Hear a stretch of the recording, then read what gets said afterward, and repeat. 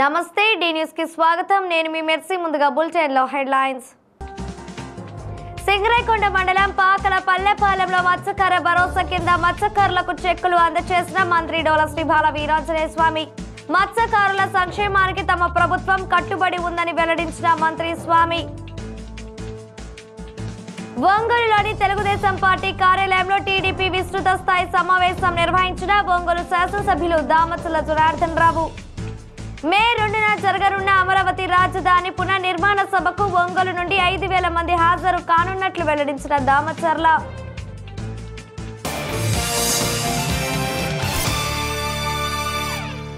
ఇక వివరాలకు వెళితే మత్స్యకారుల సంక్షేమానికి తమ ప్రభుత్వం కట్టుబడి ఉందని రాష్ట్ర సాంఘిక సంక్షేమ శాఖ మంత్రి డోల శ్రీ బాల వీరాంజనేయ స్వామి వెల్లడించారు.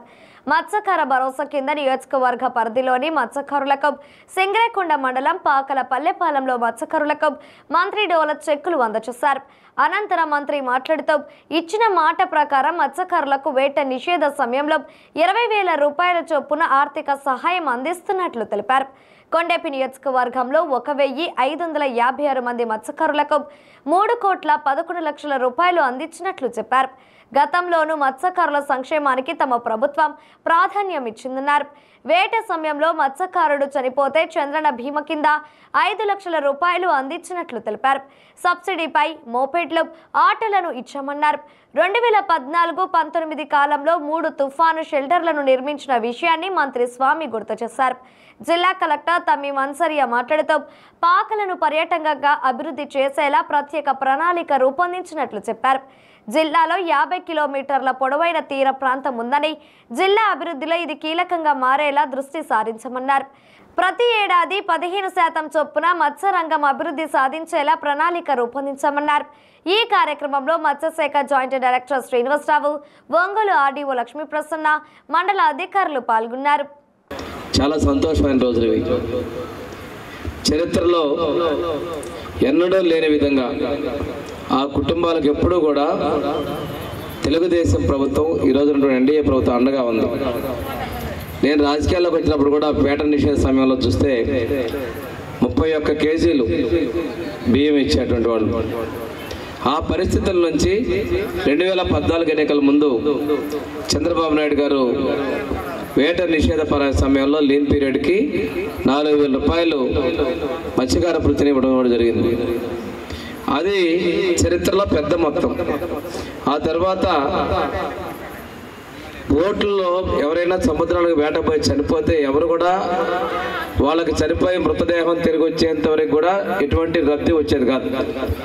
అటువంటి పరిస్థితుల్లో చంద్రన బీమాని ప్రమాదం కింద పరిగణించి చంద్రన బీమా వర్తింపజేసి ఆ కుటుంబాలకు 5 లక్షల రూపాయల ఆర్థిక సహకారం కూడా వేటకెళ్లి చనిపోయినటువంటి కుటుంబాలకు వచ్చి ఆదుకున్నది కూడా ఆ రోజునటువంటి ఎన్డీఏ ప్రభుత్వం అనే విషయాన్ని నేను మీ అందరికి కూడా తెలియజేస్తున్నాను. ఒకసారి బోటు ప్రమాదానికి గురైనప్పుడు ఆ బోట్ రిపేర్లకు కానీ రీప్లేస్మెంట్ కానీ 14-19 ఇచ్చాం. తర్వాత ప్రభుత్వంలో అవన్నీ కూడా పక్కకి వెళ్ళిపోయినాయి. అదేవిధంగా మత్స్యకారుల కుటుంబాలకి ప్రత్యేకంగా విద్య కోసం 2018లో సింగరాయకొండలో మహాత్మా జ్యోతిరావు పులే ఫిషర్మెన్ మహిళా బాలికల యొక్క రిజిస్టర్ స్కూల్ తీసుకొచ్చాం. ఓళ్లపాలెంలో స్థలం కేటాయిస్తే గత ప్రభుత్వాలు ఆ స్థలాన్ని ఇళ్ళకన్నారు, ఇల్లు కట్టుకోలేదు. స్కూల్ మాత్రం ఇప్పుడు కూడా ఆ రోజు టంగుటూరులో తాత్కాలిక ఇంకా ఇరుగదులు నడుస్తూ ఉంది. దానికోసం ఇప్పుడు పాత సింగరాయకొండ కట్టింగ్ దగ్గర 6 ఎకరాలు 7 ఎకరాలు 6 ఎకరాలు స్థలం కేటాయించే, పాత హైవే పక్కనే కేటాయించే, పిల్లలకి ఊరు మధ్యలో ఉండే విధంగా స్థలాన్ని మన గౌరవ కలెక్టర్ గారు కేటాయించడం కూడా జరిగిందంటే ఈ అభివృద్ధికి ఆ రోజు స్కూల్ కేటాయిస్తే మళ్ళీ 5 సంవత్సరాల తర్వాత మనం సైట్ కేటాయిస్తున్నాం అనేది ఒక్కసారి మనం ఆలోచించుకోవాలి.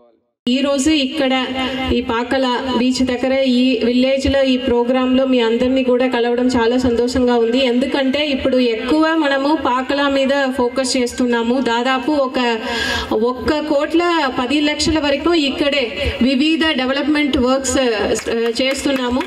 ఈరోజు కూడా ఒక 2 సీసీ రోడ్స్ ఇనాగ్రేషన్ చేయడం జరిగింది. అదేవిధంగా ఇక్కడ సెక్యూరిటీ కోసం ఇక్కడ ఎక్కువ మంది టూరిస్ట్ వస్తున్నారు, ఎక్కువ మంది ఇక్కడ బీచ్కి వస్తున్నారు, దూర ప్రాంతాల నుంచి కూడా ఇక్కడ వస్తున్నారు. బట్ దానికి కావాల్సిన సదుపాయాలు ఇక్కడ లేదు అని ముందే చెప్పడం జరిగింది. దాని ప్రకారం ఒక లిస్ట్ అయితే తయారు చేసుకున్నాము. ఈ పాకలా బీచ్ని ఒక మంచి బీచ్గా, ఒక టూరిస్ట్ స్పాట్గా డెవలప్మెంట్ చేయాలి అనే ప్రతిపాదన కూడా ఉంది.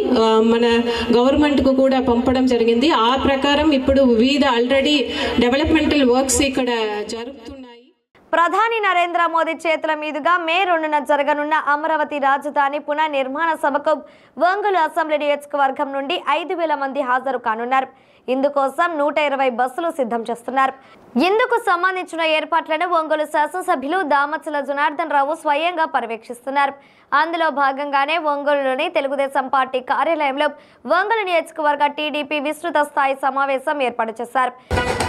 ఈ సందర్భంగా దామచల జనార్దన్ రావు మాట్లాడుతూ ముఖ్యమంత్రి నారా చంద్రబాబు నాయుడు ఏ కార్యక్రమం చేపట్టినా ట్రయల్ కింద ఒంగోలు అసెంబ్లీ నియోజకవర్గాన్ని ఎంపిక చేసుకుంటారని తెలిపారు. గత ఎన్నికలకు ముందు ఒంగోలులో జరిగిన మహానాడు ద్వారానే రాష్ట్రంలో చంద్రబాబు నేతృత్వంలోని ప్రభుత్వం ఏర్పడిన విషయాన్ని జనార్దన్ ప్రస్తావించారు. ఆ తర్వాత యువ నేత లోకేష్ చేపట్టిన యువగలం ఒంగోలు నియోజకవర్గంలో ఎంత విజయవంతమైందో మీ అందరికీ తెలుసునన్నారు.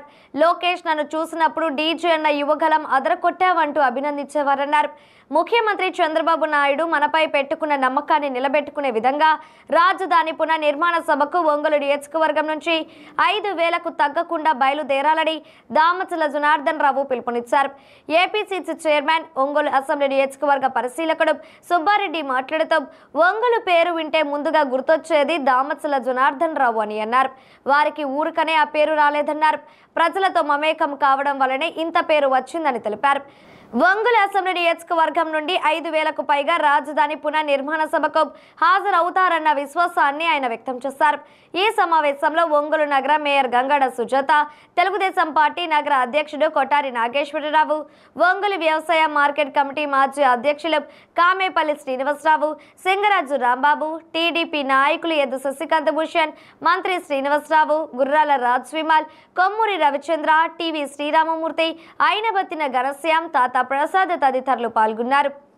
ఉండాలనే ఒక దృఢ సంకల్పంతో ఈ ప్రపంచంలో ఎక్కడ జరిగిన విధంగా 34,000 ఎకరాలు భూ సమీకరణ ద్వారా ₹1 ఖర్చు లేకుండా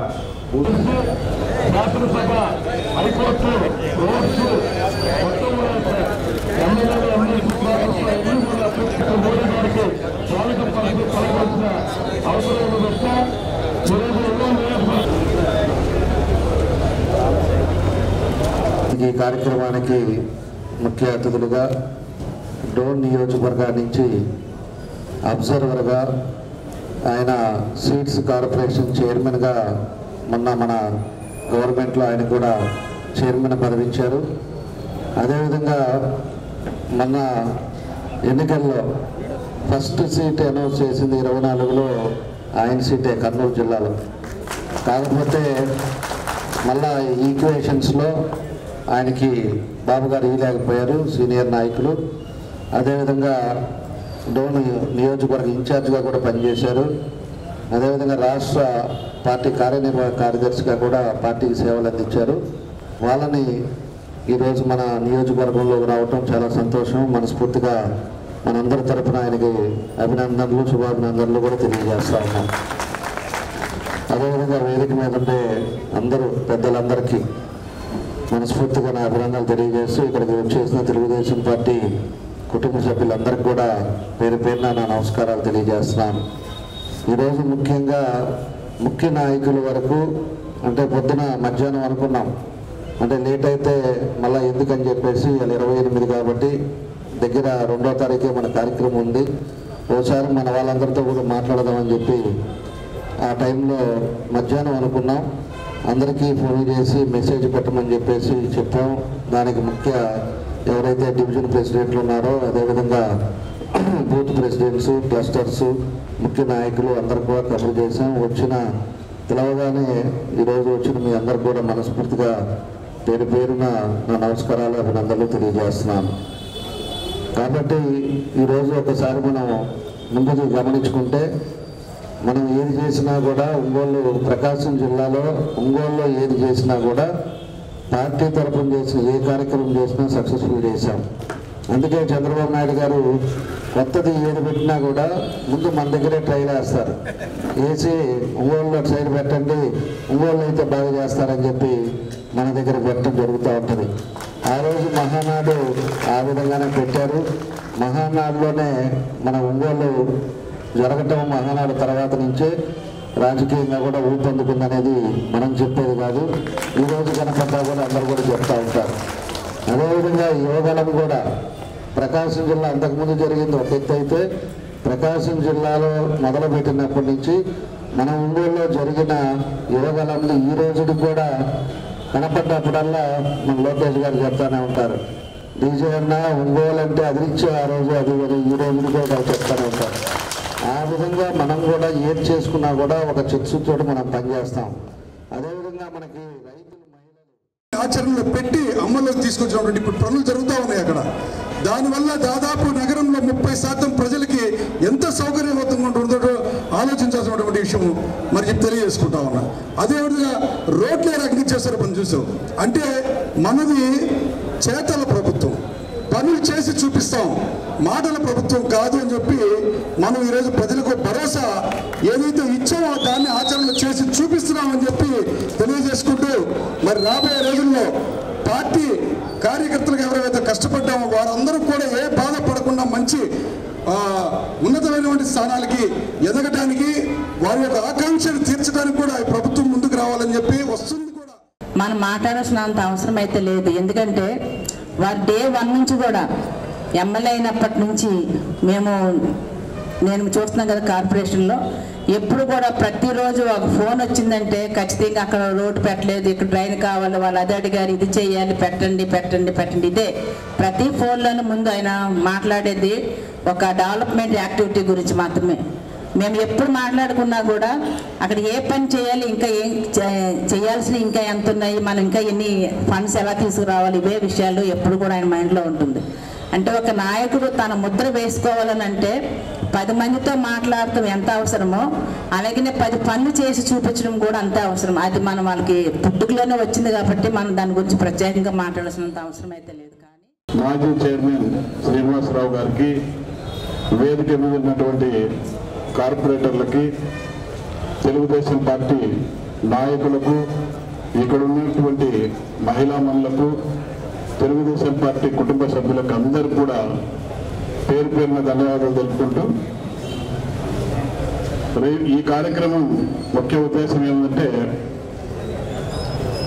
మన ప్రియతమ నాయకులు తెలుగుదేశం పార్టీ ముఖ్యమంత్రి వర్యులు నారా చంద్రబాబు నాయుడు గారి ఆదేశాల మేరకు మన రాజధాని ఏదైతే ఉందో దానిని పునర్నిర్మాణించడం కొరకు మన దేశ ప్రధాని అయినటువంటి మోడీ గారు ముఖ్య అతిథిగా పాల్గొని 2వ తారీఖున పాల్గొనడానికి వస్తున్నారు. కాబట్టి మనమంతా ఒంగోలు నియోజకవర్గం నుంచి మన ఎమ్మెల్యే గారు దామచర్లన్న గారి ఆధ్వర్యంలో అందరం కూడా కలిసికట్టుగా మనకి ఇక్కడ ఇచ్చింది 5,000 మంది టార్గెటే.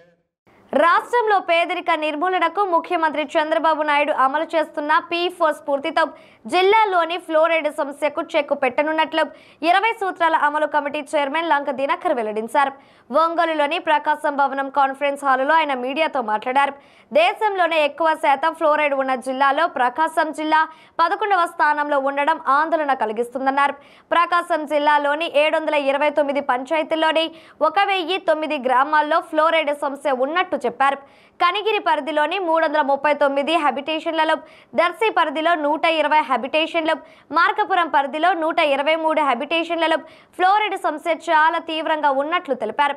సిఎస్ పురంలో మరొక డయాలసిస్ సెంటర్ ఏర్పాటు చేయాలన్న ప్రతిపాదనను తాము పరిశీలించి అందుకు అవసరమైన నిధుల విషయమై చర్చించనున్నట్లు చెప్పారు.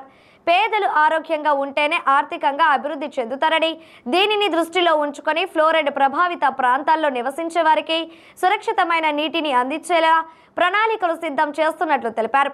జిల్లాలో ఫ్లోరైడ్ నిర్మూలనకు కేంద్ర ప్రభుత్వం ప్రైవేటు సంస్థలను జిల్లాకు తీసుకువచ్చినట్లు తెలిపారు. ఆయా ప్రాంతాల్లో మౌలిక సదుపాయాలు కల్పించడం ద్వారా ఫ్లోరైడ్ సమస్యకు చరమగీతం పాడాల్సిన అవసరం ఉందన్నారు. ప్రధాని నరేంద్ర మోదీ వికసిత్ భారత్, ముఖ్యమంత్రి చంద్రబాబు స్వర్ణాంధ్ర ధ్యేయంతో ముందుకు వెళుతున్నారన్నారు. ఫ్లోరైడ్ పీడిత ప్రభావాన్ని నిర్మూలించి దానిని జిల్లాలో లేకుండా చేసినప్పుడే వికసిత ప్రకాశం సాధ్యం అవుతుందని లంక దినకర్ స్పష్టం చేశారు. మీడియా సమావేశంలో జిల్లా ముఖ్య ప్రణాళిక అధికారి వెంకటేశ్వర్లు, వివిధ కంపెనీల ప్రతినిధులు పాల్గొన్నారు. దేశంలోనే 11వ అతి ఎక్కువగా ఫ్లోరైడ్ సమస్య ఇబ్బందులను ఎదుర్కొంటున్నటువంటి జిల్లాగా, దేశంలోనే 11వ జిల్లాగా ఈ యొక్క జిల్లాని కేంద్ర ప్రభుత్వం ఐడెంటిఫై చేయటం దృష్టి సహజంగానే ఈ మన జిల్లా మీద పడటం, ఎక్కడెక్కడ ఈ యొక్క ప్రభావం ఉంది, వాటి యొక్క తాలూకు సమస్యలు ఏ విధంగా ఉన్నాయి, వాటిని ప్రస్తుతం ఏ విధంగా యంత్రాంగం వాటికి సంబంధించినటువంటి అంశాల్లో ముందుకెళ్తుంది, ఏ చర్యలు తీసుకుంటే పరిస్థితులను మెరుగుపరచవచ్చు అనేటటువంటి అంశం మీద దృష్టి పెట్టడం. ఏదైతే ముఖ్యమంత్రి చంద్రబాబు నాయుడు గారు P4 ఏదైతే ప్రజలకి భాగస్వామ్యం చేస్తూ కార్పొరేట్ సంస్థలు ఎవరైతే ఉన్నారో వారి యొక్క సహాయ సహకారంతో ప్రజల్ని భాగస్వామ్యం చేస్తూ పేదరికం, అదేవిధంగా వివిధ రకాల ఇబ్బందులను ఎదుర్కొంటున్నటువంటి ప్రజలకి అండగా నిలబడాలి అనేటటువంటి ఉద్దేశాన్ని చాటుతూ P4 కార్యక్రమాన్ని వారు ప్రారంభించారు. ఆ స్ఫూర్తిలో భాగంగానే ముఖ్యంగా కొన్ని కంపెనీలని, అలాగే NGOలని, అదేవిధంగా ప్రభుత్వ రంగ సంస్థలకు సంబంధించిన వారి దగ్గర నుంచి కూడా హామీ తీసుకోవటం జరిగింది.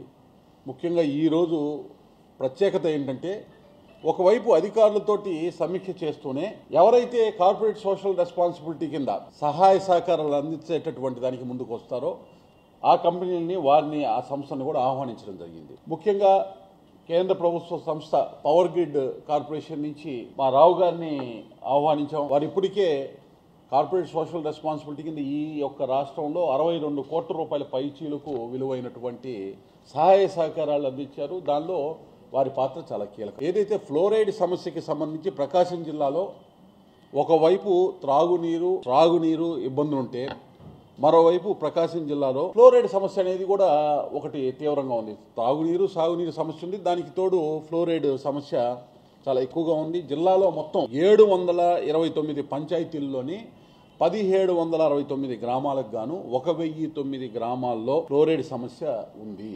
అయితే దీనిలో తీవ్రతను బట్టి మళ్ళీ కేటగిరైజేషన్ చేయడం జరిగింది. ప్రస్తుతం ఫ్లోరైడ్ సమస్యను ఎదుర్కోవడానికి మొత్తం 27 గ్రామాల్లో సురక్షిత త్రాగునీటికి సంబంధించినటువంటి సౌకర్యాన్ని ప్రభుత్వం కల్పిస్తుంది. దాంట్లో మళ్ళీ హ్యాబిటేషన్స్, ఆ పంచాయతీల్లో హ్యాబిటేషన్స్ కూడా ఉన్నాయి, వాటన్నిటికీ కూడా కల్పిస్తూ ఉంది. ముఖ్యంగా కనిగిరి పరిధిలో 339 హ్యాబిటేషన్స్, దర్శి పరిధిలో 120 హ్యాబిటేషన్స్, మార్కాపురం పరిధిలో 113 హ్యాబిటేషన్స్లో ఫ్లోరైడ్ సమస్య చాలా తీవ్రంగా ఉంది. పేదల్ని ఏ విధంగా అయితే ఆరోగ్యవంతులుగా, ఆర్థికంగా తీర్చిదిద్దాలి అనేటటువంటి ఉద్దేశాన్ని చాటారో, అందులో ఆ యొక్క స్ఫూర్తిలో భాగంగా ఆరోగ్యంగా ఉంటేనే ఆర్థికంగా వాళ్ళని బలోపేతం చేయగలం ఏదన్నా కార్యక్రమాలు తీసుకొని. అందులో భాగంగా ఈ P4లో భాగంగా ఎక్కడ వాటర్ ట్రీట్మెంట్ ప్లాంట్లు అవసరమో, ఎక్కడ డయాలసిస్ సెంటర్లు అవసరమో అనేటటువంటి అంశాన్ని కూడా, కిడ్నీ బాధితులు ఆదుకోవటానికి కూడా దానికి కావాల్సినటువంటి దాన్ని CSR ద్వారా నిధులు రాబట్టడానికి ఈ యొక్క సంస్థలని అన్నింటినీ కూడా ముందుకు తీసుకురావడం జరిగింది. ఇంకా అనేక సంస్థలను తీసుకురావడం జరుగుతుంది. జిల్లా వ్యాప్తంగా అవసరమైనటువంటి, ఆయా ప్రాంతాల్లో అవసరమైనటువంటి మౌలిక సదుపాయాల కల్పన ద్వారా ప్రధానమంత్రి నరేంద్ర మోడీ గారు వికసిత్ భారత్ అనేటటువంటి సంకల్పాన్ని చాటుతున్నారు. ముఖ్యమంత్రి చంద్రబాబు నాయుడు గారు స్వర్ణాంధ్ర ధ్యేయాన్ని వారు చాటుతున్నారు. 16వ ఆర్థిక సంఘం వచ్చింది ఈ మధ్యనే. 16వ ఆర్థిక సంఘం వస్తే మేము రిప్రజెంట్ చేయడం జరిగింది. 16వ ఆర్థిక సంఘానికి వ్యవసాయ సాయిల్ హెల్త్ శాంపుల్ సేకరణలో 100% పూర్తి చేసినట్టు, సామాజిక అభివృద్ధిలో భాగంగా స్వయం సేవా బృందాలకు రివాల్వింగ్ ఫండ్ ఇచ్చే దానిలో కూడా 100% కూడా ఫలితాలు సాధించినట్లు అధికారులు తెలియజేశారు. ఏదైతే ర్యాంకింగ్, ఎవ్రీ ఇయర్ ర్యాంకింగ్ ఇస్తారు ఈ యాస్పిరేషన్ బ్లాక్కి సంబంధించి మనం చేస్తున్నటువంటి కార్యక్రమాలకి సంబంధించి కేంద్ర ప్రభుత్వం, ఆ ర్యాంకింగ్లో కూడా అత్యున్నత ఫలితాలు రాబట్టేటటువంటి విధంగా మన జిల్లా ఉండాలని కూడా అధికారులకి తెలియజేశారు. మనం అధికారంలోకి వచ్చి 10 నెలలు అవుతుంది. డివిజన్ అధ్యక్షులు ప్రతి ఇంటికి వెళ్లి ప్రభుత్వ పథకాలు అందుతున్నాయా లేదా అని అడిగి తెలుసుకోవాలి. ఏమైనా రాకుంటే వెంటనే వచ్చేలా చూడాలి. వారి హృదయాలను గెలుచుకోవాలి. అలా ప్రజల హృదయాల్లో నిలిచిన వాడే నిజమైన నాయకుడు అవుతాడని తెలుగుదేశం పార్టీ రాష్ట్ర ఉపాధ్యక్షుడు ఒంగోలు శాసనసభ్యులు దామచల జనార్దన్ రావు ఉద్బోధించారు. లోని పార్టీ కార్యాలయంలో జరిగిన ఒంగోలు నియోజకవర్గ టీడీపీ విస్తృత స్థాయి సమావేశంలో దామచల పార్టీ క్యాడర్ కు దిశానిర్దేశం చేశారు. మనం నాయకులుగా ఉండాలంటే ప్రజల్లో గౌరవం ఉండాలని, ఆ గౌరవం రావాలంటే పార్టీ డివిజన్ అధ్యక్షుడు ప్రతి ఇంటికి వెళ్లి వారితో మమేకం కావాలన్నారు. 5 ఏళ్లు ప్రతిపక్షంలో ఉన్నాం. ఆ సమయంలో మన వద్దకు ఎవరు రాలేదు. ఈరోజు అధికారంలో ఉన్నాం. ప్రజలు తలుపు తట్టి వారిని పలకరిస్తే గుర్తు పెట్టుకుంటారని తెలిపారు. నేను రికార్డు మెయింటైన్ చేస్తున్నారు. పార్టీ కోసం కష్టపడిన ప్రతి ఒక్కరి వివరాలు నా వద్ద ఉన్నాయి. ఎవరికి ఏం చేయాలో అది చేస్తాను అని దామచర్ల భరోసా ఇచ్చారు. నేను తోపు అని ఎవరు అనుకోవద్దు. డివిజన్లో గ్రూపులు కట్టవద్దని ఎమ్మెల్యే సున్నితంగా హెచ్చరించారు. కానీ రానున్న 1.5 సంవత్సరంలో ఒంగోలు రూపురేఖలను పూర్తిగా మారుస్తా. డివిజన్ అధ్యక్షులు వారానికి ఒకసారి ప్రజలను కలుసుకుంటూ వారితో మమేకం కావాలని దామచల జనార్దన్ రావు ఉద్బోధించారు. ఈ సమావేశంలో ఒంగోలు నియోజకవర్గ పరిశీలకుడు సుబ్బారెడ్డి, పార్టీ నాయకులు పాల్గొన్నారు. మనం ఎవరినైతే పెట్టుకున్నామో వాళ్ళ చేత పని చేయించుకోవాల్సిన బాధ్యతలు ఉన్నాయి. వాళ్ళు కూడా డివిజన్ ప్రెసిడెంట్ కానీ ఈ కేఎస్ఎస్లో ముఖ్య నాయకులు ఎవరైతే ఉన్నారో వాళ్ళందరూ కూడా ఉన్నారు. మనం నాయకులుగా ఉండాలి అంటే మనకుండే పరిస్థితుల్లో ప్లేస్లో గౌరవం ఉండాలి. మనం ప్రజల్లో గౌరవం తెచ్చుకోకపోతే నాయకులుగా మనం చెప్పుకుంటామని చెప్తే ప్రజలు మన నాయకుడిగా అనరు. అది మనం గుర్తుపెట్టుకోవాలి. మనం ఎప్పుడు కూడా నేను నాయకుడిని, నాకు అది కావాలి ఇది కావాలి అంటే నాయకత్వం అనేది రాదు. మనం ప్రజల్లో నుంచి ప్రజలందరూ కూడా కోరుకోవాలి ఇతనైతే బాగుంటుంది అనే పరిస్థితి ప్రజల దగ్గర నుంచి వచ్చినప్పుడే వాళ్ళు నాయకులు అవుతారు. ఆ విధంగా నాయకత్వంగా కష్టపడి ప్రజల్లోకి వెళ్ళాల్సిన అవసరాలు ఉంటాయి. ఈరోజు ఉండే పరిస్థితుల్లో 5 సంవత్సరాలు మనం అపోజిషన్లో ఉన్నాం. ఆ రోజు ఎవరు ప్రజలు రారు. నాకు మీటింగ్ జరిగిన మన వాళ్ళందరూ వచ్చిన వాళ్ళకి కూడా నేను చెప్పాను, వాళ్ళు మన దగ్గరికి అప్పుడు ఎవరు రారు. ఎందుకంటే వాళ్ళ దగ్గరికి పోయిన గవర్నమెంట్ వాది కాదు కదా అని చెప్పి. ఈరోజు మనం అధికారంలో ఉన్నాం.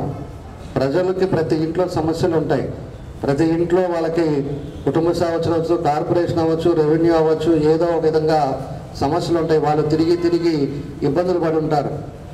కానీ దాన్ని ఇబ్బందులు ఉండేటప్పుడే, మన ప్రభుత్వం ఉండేటప్పుడే మనం ఎవరైతే ఆ లోకల్గా ఉండే నాయకులు తలుపు కట్టి మీకేంటమ్మా పరిస్థితులు ఎలా ఉన్నారో మనం పలకరిస్తారో వాళ్ళు గుర్తుపెట్టుకుంటారు. అది మనం గుర్తుపెట్టుకొని మనం చేయాల్సిన పనులు అని చెప్పి కూడా మీకు తెలియజేస్తున్నా. మనం ఏదో ఎలక్షన్ వచ్చినప్పుడు పోయాం, తలుపు తట్టాం, మీకేం కావాలి, 5 ఓట్లు ఉన్నాయా, మీకు ఏదో ఇంత అని చెప్పేసి మాట్లాడుకోవటం కాదు.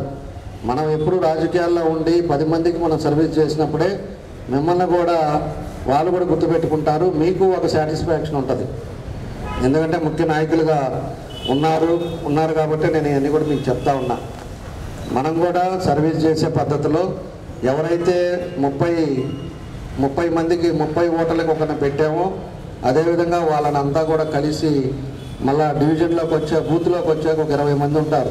ఆ 20 మందిని కూడా ఎప్పటికప్పుడు మానిటరింగ్ చేసుకుంటా ప్రజల్లో ఏ అయితే ఇబ్బందులు ఉన్నాయో దాన్ని సార్ట్అవుట్ చేసిన రోజు ఆ డివిజన్ కూడా బాగుంటుంది, ప్రజలు సంతోషంగా ఉంటారు. ఎందుకంటే రోడ్లు, కాలువలు ఇవన్నీ ఏం చేయాలో పరిస్థితులను బట్టి అవన్నీ కూడా మనం ప్రయారిటీ పెడుతున్నాం. కాబట్టి అవన్నీ రికార్డులు కూడా తెప్పించుకున్నాను. నా దగ్గరికి ఏ డివిజన్కి 2 కోట్లు కావాలా, 3 కోట్లు కావాలా, లేకపోతే 50 లక్షలతో ఈ డివిజన్ పూర్తవుతుందా, అన్నీ కూడా రికార్డులు అవి తెచ్చాను.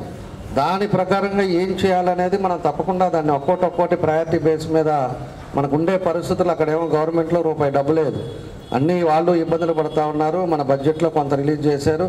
వచ్చినట్టుగా మనకి ఎక్కడ వసతులు ఉంటాయో దాన్ని అన్నీ కూడా కార్యక్రమాలు దాన్ని ముందుకు తీసుకెళ్లే కార్యక్రమాలు కూడా చేపడతామని చెప్పి తెలియజేస్తున్నా. కాకపోతే ఆ డేటా కూడా నా దగ్గర నేను తెప్పించుకున్నాను. ఇంటింటికి సచివాలయం వాళ్ళని పంపించాను. ఇంటింట్లో సమస్యలు ఏమున్నాయి, వాళ్ళకి ఇల్లు ఉందా లేదా, సొంత బాడిగింట్లో ఉంటున్నారా లేదా, ఆ డేటా కూడా నా దగ్గర ఉంది. కానీ మనం పలకరించి, అధికారులు పోయారు, పలకరించారు, వాళ్ళు రాసుకొని వచ్చారు, నాకు రిపోర్ట్ ఇచ్చారు. కానీ మనం కూడా అదే పద్ధతిలో ఆ ఇళ్లలో ఏముందో నోట్ చేసుకోవడం. ఆ 10 ఇళ్ళే కాబట్టి 10 నిమిషాలు కూడా పట్టదు. ఆ బూత్ ప్రెసిడెంట్ ఒకరోజు కూర్చొని అట్లా చేసుకుంటా పోయారు అంటే 10 మంది కలిస్తే ఈజీ అవుతుంది. అదే ఒకటే డివిజన్ బూత్ ప్రెసిడెంట్ పోయి తిరగాలి అంటే ఇబ్బంది అవుతుంది. మళ్ళీ 10 మంది కలిసి చేసుకోగలిగారు అంటే మనకి ఈజీగా ఉంటుంది కాబట్టి అందరూ కూడా కలిసికట్టుగా మనం పనిచేసుకున్నామంటే నియోజకవర్గం అభివృద్ధి చెందడానికి అవకాశాలు ఉంటాయని చెప్పి కూడా మీ అందరికీ నేను తెలియజేస్తా ఉన్నా. మీరు కూడా ఉండేటప్పుడు ఆ డివిజన్లో ఉండేటప్పుడు కొన్ని డివిజన్స్లో మనం కూడా ఏం చేయాలి, మన డివిజన్ ఏ విధంగా ముందుకు తీసుకెళ్ళాలి, మనం అక్కడ ఉండే లోకల్గా ఉండే సమస్యలు ఏంటి అనే దాని మీద మీరు గ్రూపులు కట్టుకోకుండా తగాదాలు పెట్టుకోకుండా దీంట్లో ఎవరిది ఏం కాదు. ఇలా మేము ఉంటాము, లేకపోతే రేపు ఇంకోటి వస్తాడు, ఇది ఎవరికి శాస్త్రం కాదు. కాబట్టి మీరు గ్రూపులు పెట్టుకోకుండా నేనే పెద్ద, ఈ డివిజన్లో నాకు తెలియకుండా ఇంకోటి జరగటానికి లేదు, అలాంటి వాదనలు పెట్టుకోకండి. యూనిటీగా కలిసి బూత్ వాళ్ళతోటి నేను కొన్నేమో మారబోతున్నాం, కొన్నేమో ఎవరైతే కష్టపడ్డారో డివిజను వాళ్ళనే కొంతమందిని పెడుతున్నాం, కొంతమంది ఎక్కడన్నా వీక్గా ఉండే వాళ్ళని కొన్ని మారుస్తూ ఉన్నాం, వాళ్ళకి మాట్లాడి చేస్తూ ఉన్నాం. కాబట్టి మీరు కూర్చొని మాట్లాడుకొని చక్కగా కలిసి మనం చేసే వ్యాపారం ఏందో, మన సొంత పనులు ఏముంటాయో అవి చేసుకుంటా 1 గంట దీనికి కేటాయిస్తే ఏమి ఉండదు. నెలకి వారానికి 1 గంట చేసుకుంటే మీ చేతిలో ఉంటుంది. ఆ బూత్ మీ దగ్గర ఉంటుంది, డివిజన్ మీ దగ్గర ఉంటుంది. మీరు ఎప్పుడన్నా పోయి రోడ్డు మీద నిలబడితే ఆ 10 మంది పోయే వాళ్ళు కూడా బాగున్నావా అంటారు. నువ్వు పని చేయకుండా ఎలక్షన్ అప్పుడు కనపడి రేపు మళ్ళీ కార్పొరేషన్ ఎలక్షన్ కనపడ్డావు అనుకో, ఇప్పుడు మళ్ళీ వస్తున్నాడు ఇడు అని చెప్పంటారు. ఇవన్నీ కూడా గుర్తుపెట్టుకోండి. ఇవన్నీ మనం కళ్ళతో చూసినాయి. ఇవన్నీ కూడా మనం ఒక నాయకత్వంగా మనకు కావాల్సిందేమో పదవి కావాలి, ఇంట్లో కూర్చుంటానంటే అవ్వదు. ఆ పని చేసే వాళ్ళని మేము గౌరవిస్తాం, కానీ మీరు పనిచేసే వాళ్ళు ప్రజలను కూడా గౌరవించుకొని ముందుకు తీసుకెళ్లాల్సిన అవసరాలు ఉన్నాయని చెప్పి కూడా మీకు ఈ సందర్భంగా మీ అందరికీ కూడా తెలియజేస్తా ఉన్నా. మేము కూడా ఏమేం చేసామో ఏం చేస్తున్నామో 1 ఇయర్కి ఒకసారి మీ అందరికి కూడా తెలియపరుస్తాం. ఇంకా మీ సలహాలు ఏమైనా ఉన్నా, ఈ చేస్తే ఇంకా ప్రజల్లో బాగుంటుంది అంటే మీ సలహాలు కూడా తీసుకుంటాం, దాన్ని కూడా ఇంప్లిమెంట్ చేసే విధంగా ముందుకు వెళ్తాం. ఏదైనా కూడా టైము కొంచెం ఉన్నా కూడా మా సాయి శక్తుల వేరే ఊర్లో వ్యాపారాలు కూడా పక్కన పెట్టి, ఎందుకంటే 1.5 సంవత్సరం టార్గెట్ పెట్టుకున్నాం. ఇంకొక 6 నెలలు ఎంత చెప్పాను కమిషనర్కి, 1 నెల అయిపోయినట్టుంది, ఇంకొక 5 నెలలు ఉంది. ఈ 5 నెలల్లో పూర్తి మార్పు రావాలనేది నా ఉద్దేశం. ఒక పేపరు, ఒక చెత్త అనేది రోడ్ల మీద కనపడకూడదు అనేది నా ఉద్దేశం. రేపు ఈ 3 నెలలు అయిపోయిన తర్వాత మొత్తం టౌన్ అంతా కూడా ప్లాంటేషన్ కూడా ఒకటి పెడతాం. ఆ రోజు ఒక రోడ్డు పెట్టడం కాదు, అన్ని కాలేజెస్ వాళ్ళని పెడతాం. ఒక్కొక్క రోడ్డు ఒక్కొక్క కాలేజెస్కి ఇస్తాం, మొత్తం చెట్లు పెడతాం. మళ్ళీ ఒక 6 నెలల లోపల చెట్లన్నీ పెద్ద అయిపోయి ఒంగోలులో నీడిచ్చేటట్టుగా చెట్లు లేకుండా ఉండే పరిస్థితులు కాకుండా అన్నీ ఆ విధంగా కూడా చర్యలు తీసుకుంటాం. రకరకాల ఆలోచనతో ముందుకు వెళ్తున్నాం. కాబట్టి దీన్ని అన్నీ చేసుకొని వెళ్ళడానికి మిగతా పనులు కూడా పక్కన పెట్టి 25 రోజులు ఈడే ఉన్నాం.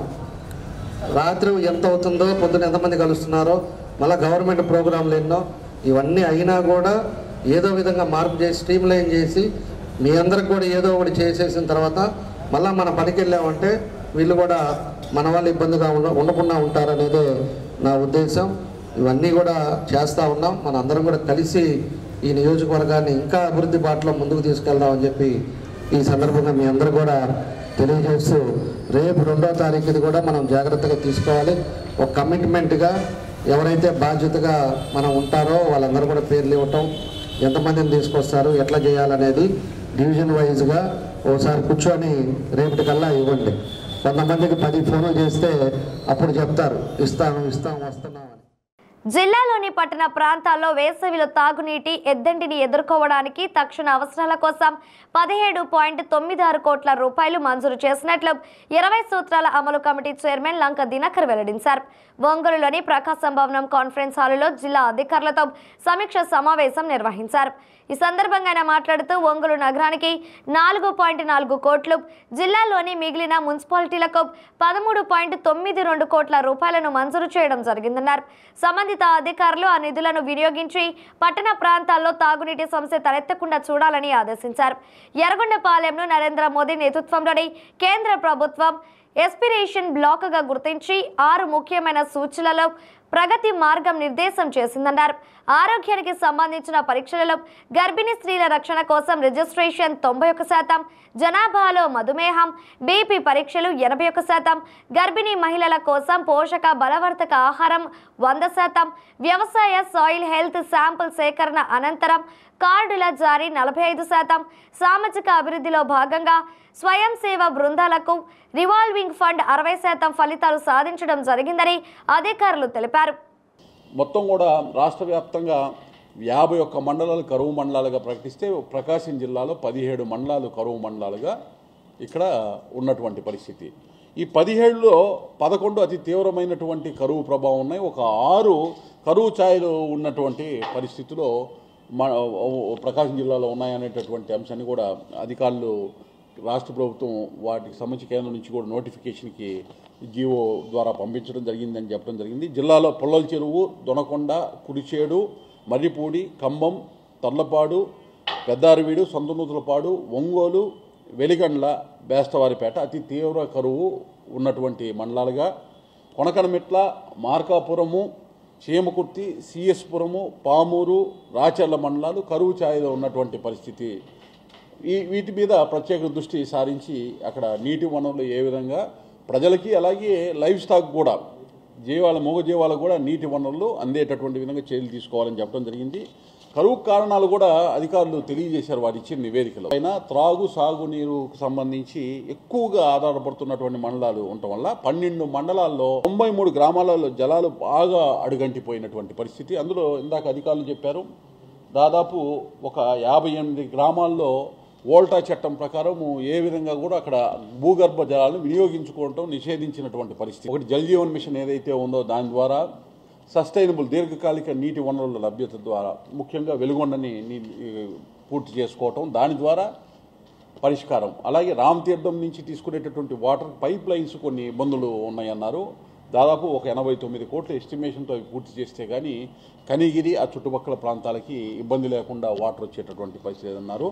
ఈ అంశాన్ని కూడా ప్రభుత్వం దృష్టికి తీసుకెళ్లడం జరుగుతుందని తెలియజేయడం జరిగింది.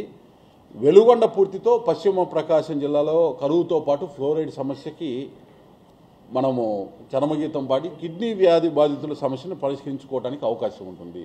ఈ లోపల ఇప్పుడు ఉన్నటువంటి ఇబ్బందులను అధిగమించడానికి ఈ సిఎస్ఆర్ నిధుల ద్వారా కంపెనీలని, సేవా సంస్థలు అన్నింటినీ కూడా ఇన్వాల్వ్ చేయాలనేటటువంటి నిర్ణయం తీసుకోవడం జరిగింది. ఈరోజు సమీక్షకు సంబంధించి ముఖ్యమైనటువంటి అంశాలు ఇవి. అయితే చివరిగా అత్యంత ముఖ్యమైనటువంటిది 2 మే 2025న గౌరవ ప్రధాని నరేంద్ర మోడీ గారు అమరావతికి విచ్చేస్తున్నారు.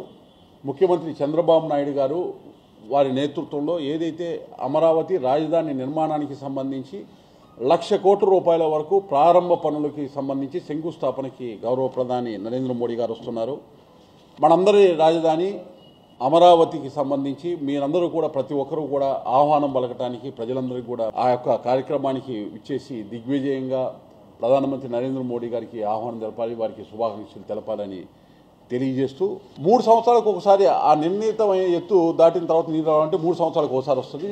ఆ వాటర్ సోర్స్ ఇస్తే ఇక్కడ మొత్తం కూడా వెనకబడిన ప్రకాశం జిల్లాకి సంబంధించి ఇబ్బంది పోద్ది, స్టోరేజ్ కూడా వాటర్కి నదుల అనుసంధానంలో ఉపయోగపడుద్దని చెప్పినప్పుడు ఇమ్మీడియట్గా 2వ తారీఖు ఉదయం 10 గంటలకల్లా నిమ్మల రామానాయుడు గారు మంత్రి గారి దగ్గర నుంచి నాకు ఫోన్ వచ్చింది. 3ంటికి వాళ్ళ అసెంబ్లీ అయిపోయిన తర్వాత 2వ తారీఖు మనం కూర్చుందామని వారు ఓఎస్డీని అలాగే ఈఎన్సీ గారిని నిమ్మల రామానాయుడు గారు ముగ్గురు మేము కూర్చొని చర్చించిన తర్వాత మొన్న మార్కాపురం వచ్చినప్పుడు గౌరవ ముఖ్యమంత్రి గారు అనుసంధానంలో వెలుగొండని కూడా చెప్పడం జరిగింది. అయితే నేను పని అయ్యే వరకు ప్రెస్ మీట్లో మాట్లాడకూడదు అనుకున్నాను. ఇంకా ముఖ్యమంత్రి గారు చెప్పిన తర్వాత అవసరం కుదరలేదు. ఇప్పుడు మీరు ప్రశ్న ఇచ్చారు కాబట్టి ఇది ఏంటి అనేది నేను సమాధాన రూపంలో నేను ఏం చేశానని చెప్పుకునే అవకాశం కలిగి దానికి సంబంధించి కూడా సంపూర్ణంగా చాలా కమిట్మెంట్తో ఉన్నారు. ఏపీఎస్ఆర్టీసీ ఒంగోలు డిపో పరిధిలో డయల్ యువర్ డిఎం కార్యక్రమాన్ని నేడు నిర్వహించారు.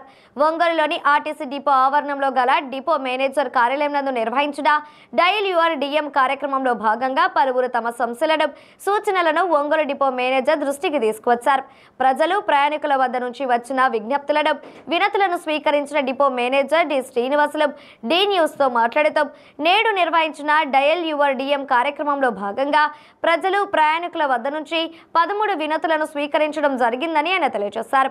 వాటిలో ముఖ్యంగా బస్టాండ్ పరిధిలోని దుకాణాల నందు నిర్ణయించిన ధరల కంటే అధిక ధరలకు అమ్ముతున్నారని ఫిర్యాదులు తమ దృష్టికి వచ్చినట్లు వెల్లడించారు. వాటితో పాటుగా చేజర్ల పామూరుకు సాయంత్రం వేళలో ప్రత్యేక బస్సు నడపాలని కోరారు.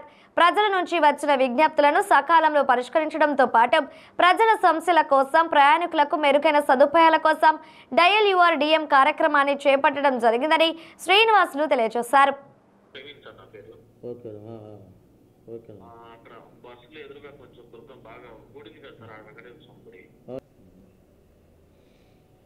డిఎం అనే కార్యక్రమాన్ని నిర్వహించడం జరిగింది. ప్రతి నెల నిర్వహిస్తాము. ఆ భాగంలో ఈరోజు కూడా నిర్వహించడం జరిగింది. ఇది 11 నుంచి 12:30 వరకు పెట్టున్నాము. ఇప్పటివరకు దాదాపు 13 మంది ఫోన్ చేస్తున్నారు. ఆ 13 మందిలో ప్రధానంగా వచ్చి ఒకడు దుర్గా ప్రసాద్ గారి ఒంగోలు వారు ఒంగోలు టౌన్ సర్వీస్ ఆపరేట్ చేస్తూ కోరి ఉన్నారు. అట్లనే ఒక ఇద్దరు ఒంగోలు బస్టాండ్ షాపుల నందు ఎంఆర్పి రేట్ కన్నా ఎక్కువగా అమ్ముతున్నారు, ఎంఆర్పి రేట్లకి అమ్మేటట్టుగా చూడాల్సిందిగా కోరినారు. అట్లనే ఎర్రగొండపాలెం నుంచి మల్లికార్జున గారు ఫోన్ చేస్తున్నారు. ఎర్రగొండపాలెం వీపైల వరకు ఒంగోలు నుంచి ఒక సర్వీస్ ఆపరేట్ చేయబడి దాన్ని పునరుద్ధరించవలసిన కోరినారు. అది యాక్చువల్గా ముందు కందుకూరు డిపో వాళ్ళు నడిపేవాళ్ళు. కందుకూరు డిపో వాళ్ళకి తెలిపి అది నడిపేటట్టు చూస్తాము.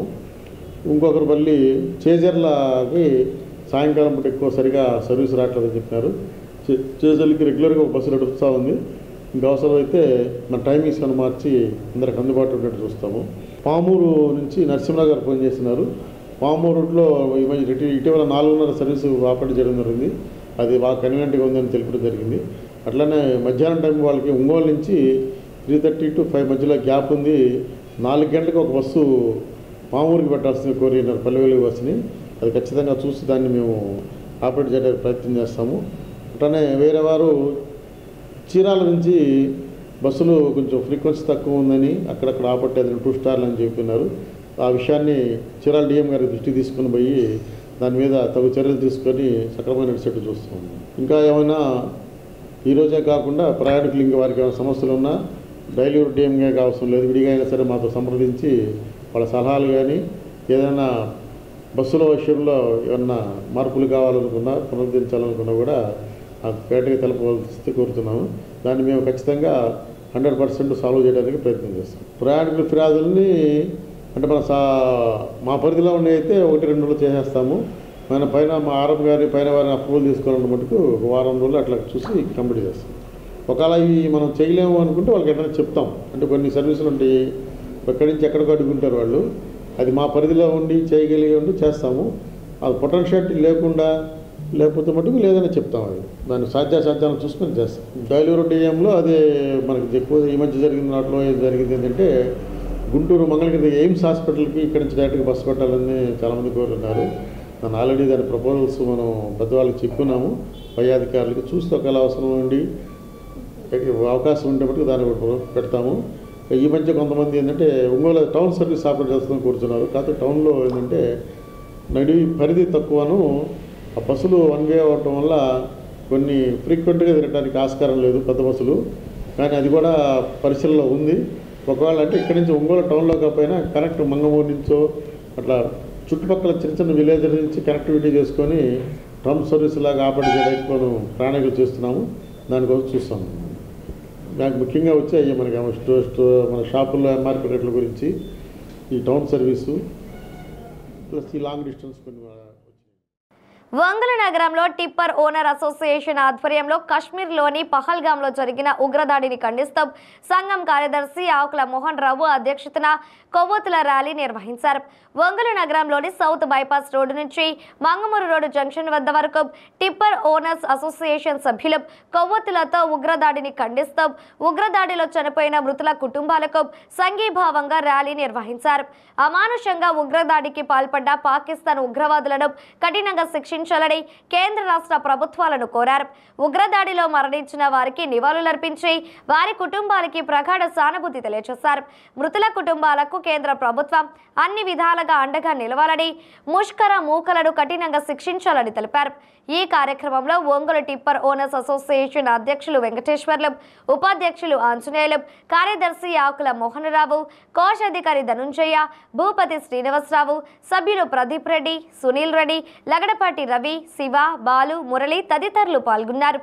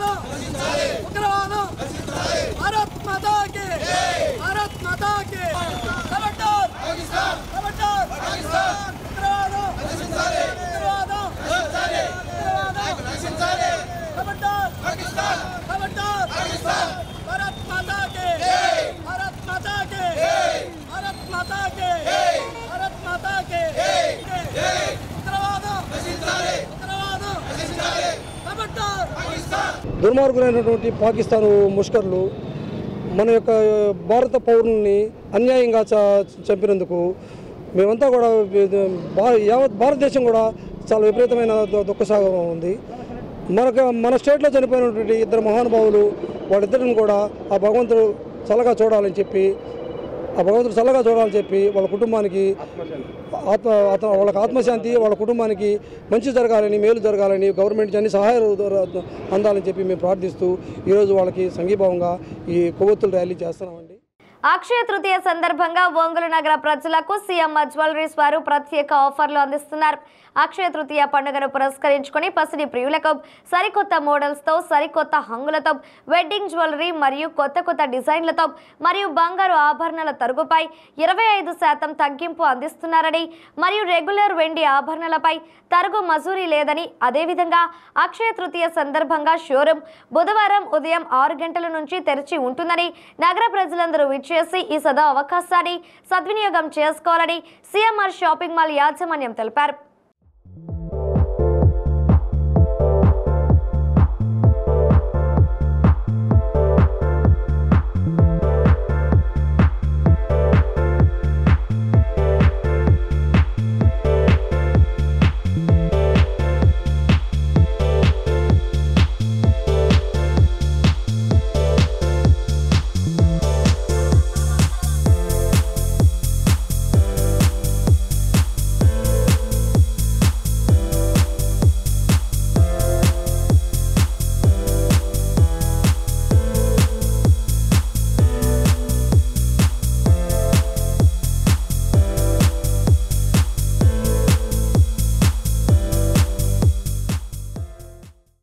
సిఎంఆర్ జ్యువెలరీ తరఫు నుంచి మీకు అనౌన్స్మెంట్. రేపు ఏప్రిల్ 30వ తారీఖు అక్షయ తృతీయ సందర్భంగా బంగారు ఆభరణాల తరుగుపై ప్రతి వస్తువుపై 25% తరుగు రాయితీ ఇస్తున్నాం. అలాగే డైమండ్ వజ్రాభరణాలపై క్యారెట్కు 15% ఆఫర్ ఉంటుందండి మీకు. అలాగే పాత బంగారం ఏదన్నా ఇంట్లో ఏదైనా అన్యూజ్డ్ గోల్డ్ ఏదన్నా తెచ్చి మనకిస్తే ఆ రోజు రేటు కన్నా 250 రూపాయలు అదనంగా ఇచ్చి మనం కొత్త బంగారు ఆభరణాలు పర్చేజ్ చేసుకోవచ్చు. అలాగే రెగ్యులర్ సిల్వర్ ఆర్టికల్స్పై అసలు తరుగు లేదు, మజూరీ లేదు. ఈ అవకాశాన్ని ఒంగోలు కస్టమర్లందరూ చక్కగా వినియోగించుకోవాలని చెప్తున్నాము. మన ఒంగోలు ప్రజల సౌకర్యార్థం సిఎంఆర్ జ్యువెలరీ రేపు మార్నింగ్ షార్ప్ 6కి షోరూమ్ ఓపెన్ చేస్తామండి. సేల్స్ కూడా స్టార్ట్ అయిపోతుంది. తప్పకుండా అందరు రావాల్సిందిగా ప్రేమతో మనం చేస్తాం. మన ఒంగోలు సిఎంఆర్ అక్షయ తృతీయ సందర్భంగా ఉదయం 6 గంటలకి షాప్ ఓపెన్ అవుతుంది. మన దగ్గర కొత్త మోడల్స్ అండ్ కొత్త కనెక్షన్స్ ఉన్నాయి. మీరు తప్పకుండా విజిట్ చేయండి. ఇవే బులెటిన్లోని విశేషాలు. తిరిగి మరో బులెటిన్లో కలుద్దాం. అప్పటి వరకు keep watching the news Ongole.